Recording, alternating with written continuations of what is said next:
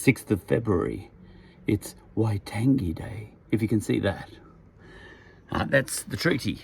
Waitangi Day commemorates the treaty that, what is it, that the POMs made with the Maoris, or one mob of Maoris anyway. I don't know much about the detail, but I'm a big fan of the idea of us having a treaty with Indigenous Australians too. I am, well, where I live, with the Wurundjeri mob. That would be, would we have to make a different treaty with each mob in the country? I think symbolically we should, but that's just me. I've heard little bits and pieces about this and that with respect to the way New Zealand operates, and Waitangi Day is controversial, I've heard.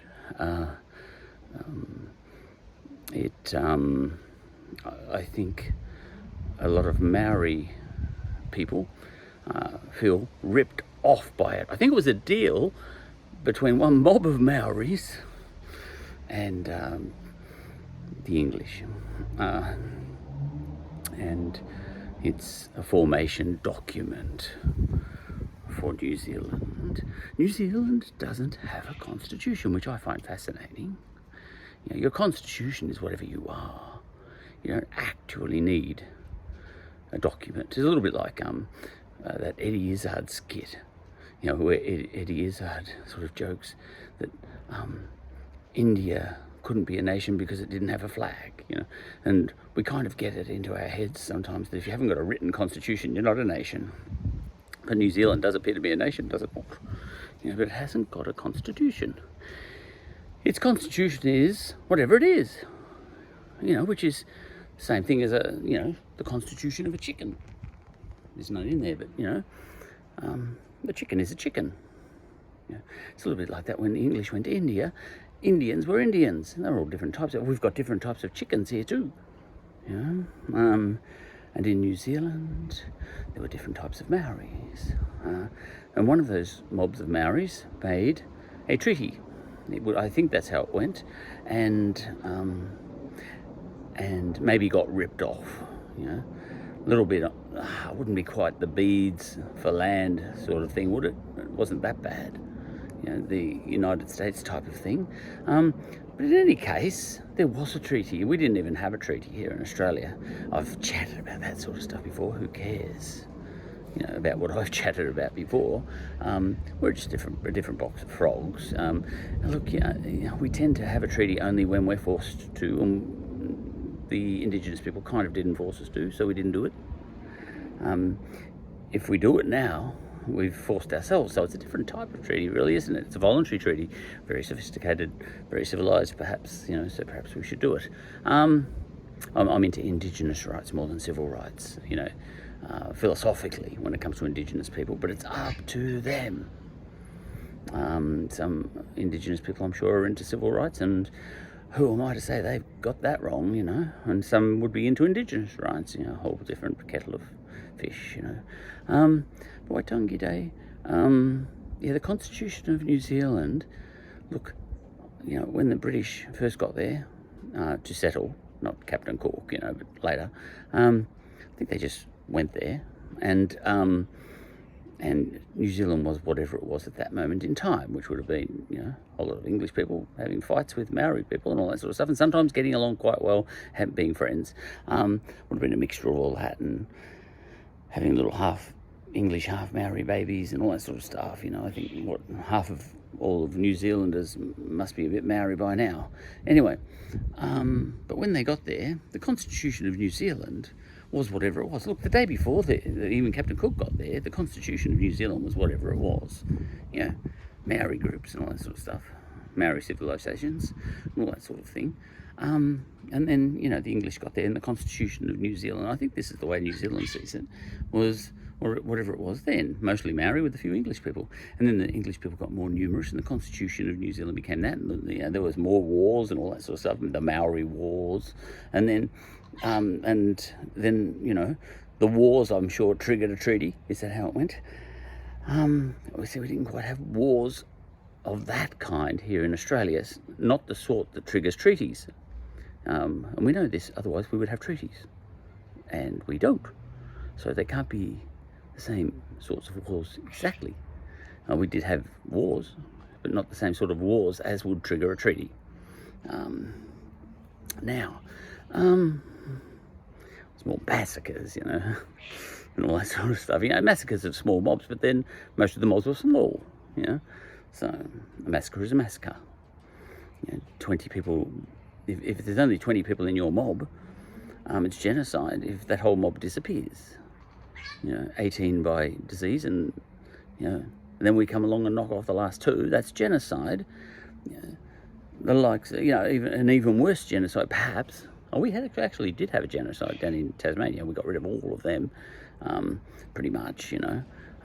Look, maybe there were a couple of Tasmanian babies who were half Indigenous, half European or whatever, but I think we knocked off all the we did genocide. Anyway, Waitangi. All right, we could look to a certain extent. Who would have the treaty with whom in Australia? Well, we've got the Wurundjeri people here in Melbourne, where I am, so we would have to have a treaty with them, because I don't think the Indigenous peoples, they're not one mob. So I think lots of treaties, and I think we should do it. We've got councils all over Australia. Maybe each council should have a treaty with each mob, and that is enforceable up the line through state government and federal government. I am not good at this sort of stuff.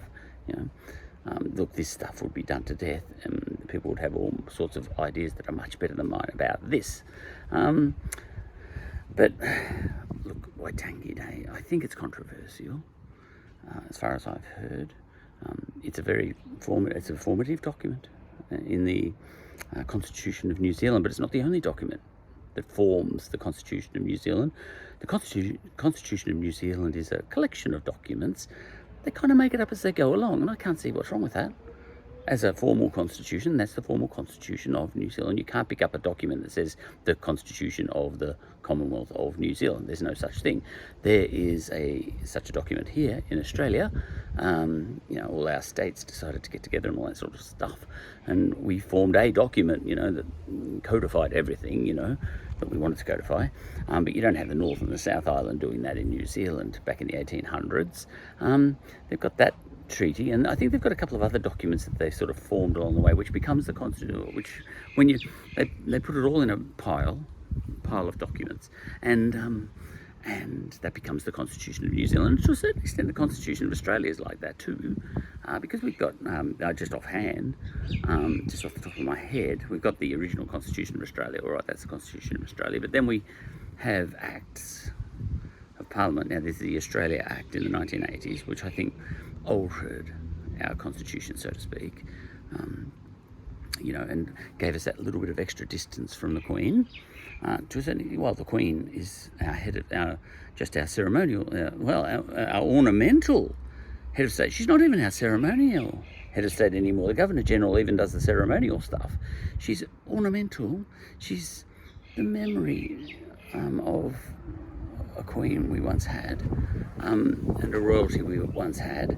She's fantastic because she can't say anything. The ultimate head of state, and our Governor General gets to say very little too. I think our Governors General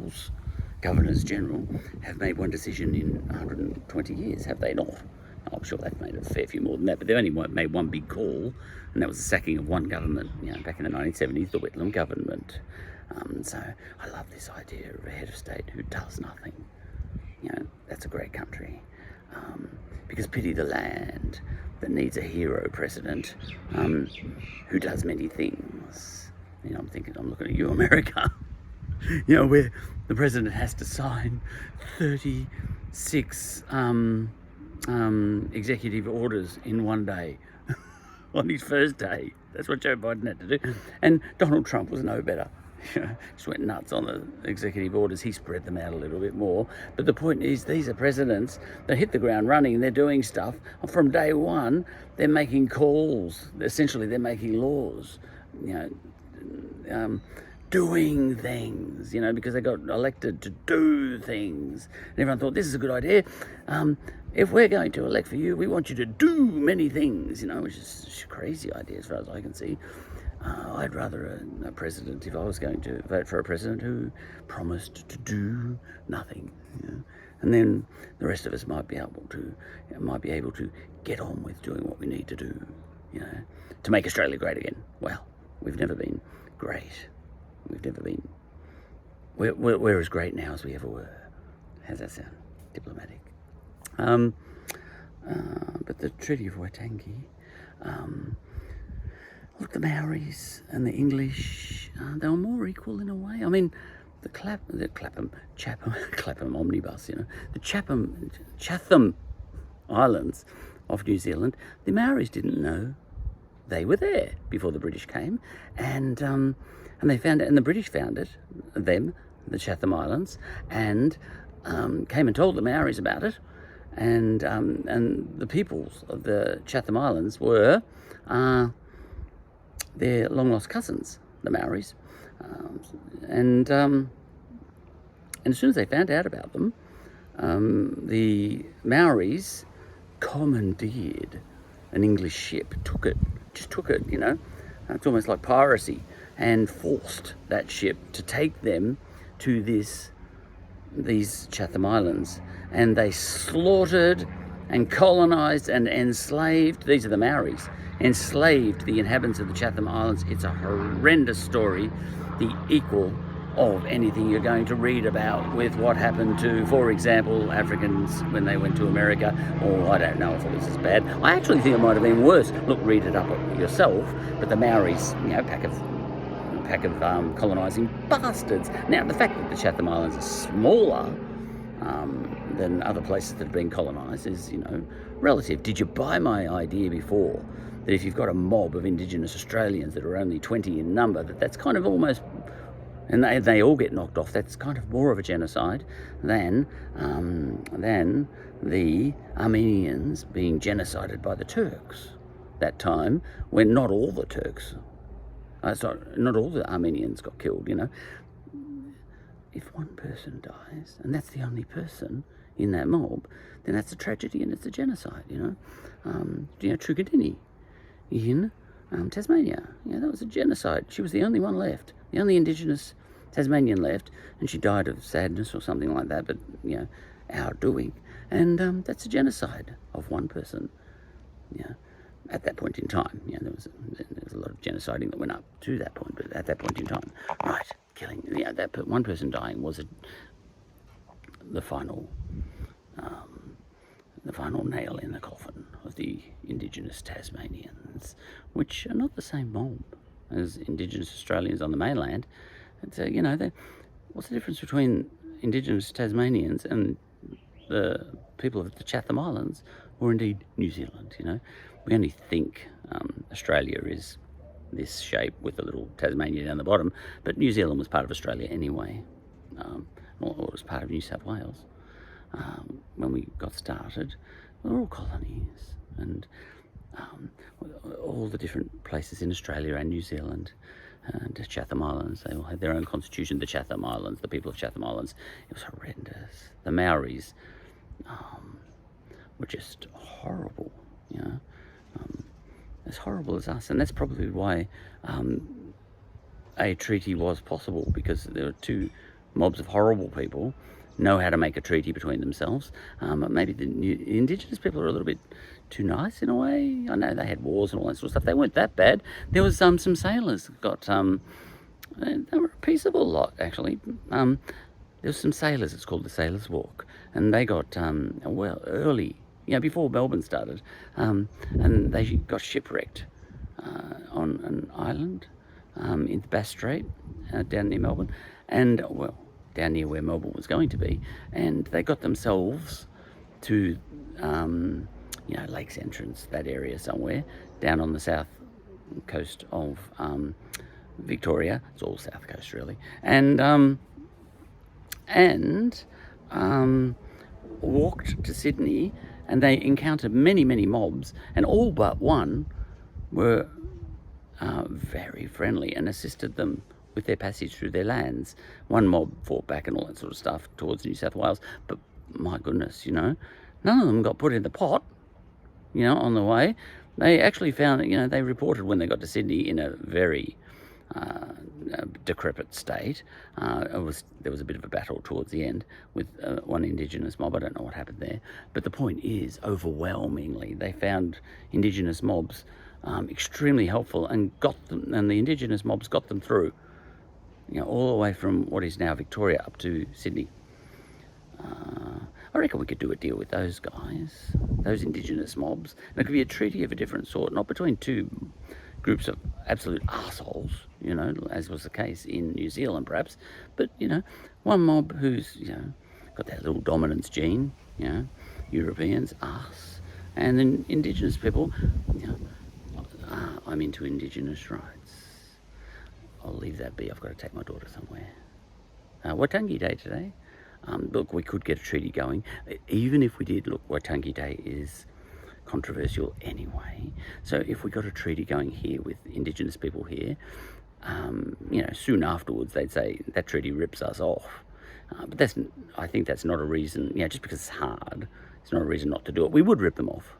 Almost certainly. We have to rip them off, because, this is my land now, I can't not rip them off. You know what I mean?